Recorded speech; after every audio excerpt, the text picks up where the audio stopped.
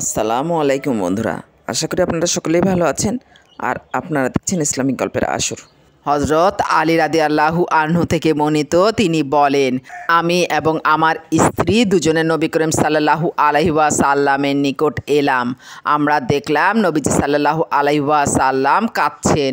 আমি জিজ্ঞাসা করলাম, আপনার ওপর আমার পিতামাতা উৎসর্গিত হোক, আপনি কাঁদছেন কেন? নবীজি সাল্লাল্লাহু আলাইহি ওয়াসাল্লাম বললেন, হে আলী, আমি মেরাজের রাত্রে দেখেছি আমার উম্মতের নারীদের বিভিন্ন ধরনের শাস্তি দেওয়া হচ্ছে। আজ আমার সে দৃশ্য মনে পড়ে যাওয়ায় তাদের মায়ায় কান্না চলে এসেছে।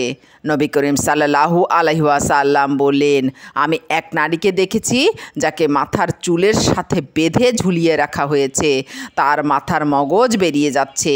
দ্বিতীয় আরেক নারীকে দেখলাম যাকে জিহবায় বেঁধে ঝুলিয়ে রাখা হয়েছে আর তার গলায় গরম পানি ঢালা হচ্ছে। তৃতীয় আরেকজন নারীকে দেখলাম যাকে স্তনে বেঁধে ঝুলিয়ে রাখা হয়েছে।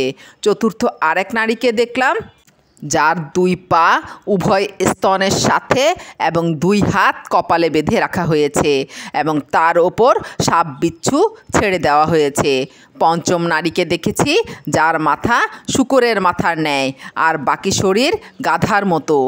ষষ্ঠ আরেকজন নারীকে দেখেছি যার আকৃতি কুকুরের ন্যায়, আগুন তার মুখ দিয়ে প্রবেশ করে মলদ্বার দিয়ে বের হচ্ছে। ফেরেশতারা আগুনের মুগুর দিয়ে তার মাথায় লাগাতার পিটাচ্ছে। এ কথা শুনে হজরত ফাতেমা রাদিয়াল্লাহু আনহু দাঁড়িয়ে গেলেন এবং জিজ্ঞাসা করলেন, হে প্রিয় আব্বাজান, আমার নয়নের শীতলতা, এ সকল নারীরা কি গুনাহ করেছে যার ফলে তাদেরকে এমন কঠিন শাস্তি দেওয়া হচ্ছে? রাসূল করিম সাল্লাল্লাহু আলাইহি ওয়াসাল্লাম বললেন, হে ফাতেমা, প্রথমে যে মহিলাকে চুলের সাথে বেঁধে ঝুলিয়ে রাখা হয়েছে সে পরপুরুষের দৃষ্টি থেকে নিজের মাথা ঢেকে রাখত না। খোলা মাথায় পথে বাজারে ঘুরে বেড়ানোর অভ্যাস ছিল। দ্বিতীয় যে মহিলাকে জিহবায় বেঁধে ঝুলিয়ে রাখা হয়েছে তার অপরাধ হচ্ছে সে তার স্বামীকে তিক্ত কথা দ্বারা কষ্ট দিত। স্বামীর সামনে মুখ চালানোর অভ্যাস ছিল। তৃতীয় যে নারীকে তার স্তন বেঁধে ঝুলিয়ে রাখা হয়েছে সে ছিল অপকর্মকারী, পরপুরুষের সাথে ব্যভিচারে লিপ্ত হতো। চতুর্থ যাকে দুই পা উভয় স্তনের সাথে এবং দুই হাত কপালে বেঁধে রাখা হয়েছে এবং তার ওপর সাপ বিচ্ছু ছেড়ে দেওয়া হয়েছে, সে হায়েজ নেফাসের পর গোসল করে ভালোভাবে পবিত্র হতো না এবং নামাজ নিয়ে হাসি ঠাট্টা করত। পঞ্চম যে নারীর মাথা শূকরের ন্যায় এবং শরীর গাধার মতো ছিল সে চগলখড়ি করত এবং মিথ্যা বলতো। ষষ্ঠ যে নারীর আকৃতি কুকুরের ন্যায় ছিল এবং আগুন তার মুখ দিয়ে প্রবেশ করে মলদ্বার দিয়ে বের হচ্ছিল, সে ওই নারী যে হিংসা করত এবং কারো উপকার করলে মানুষের মাঝে তা বলে বেড়াতো।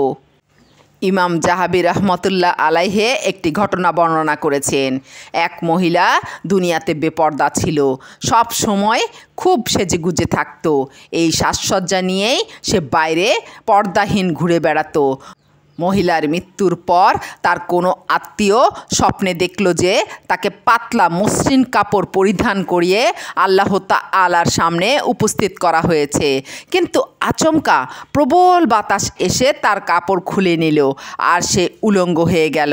আল্লাহ তাআলা তার থেকে মুখ ফিরিয়ে নিলেন এবং তাকে জাহান্নামের বাম দিকে নিক্ষেপ করার আদেশ দিলেন, কেননা সে দুনিয়ায় সাজুগুজু করে বেপর্দা হয়ে বাইরে ঘুরত।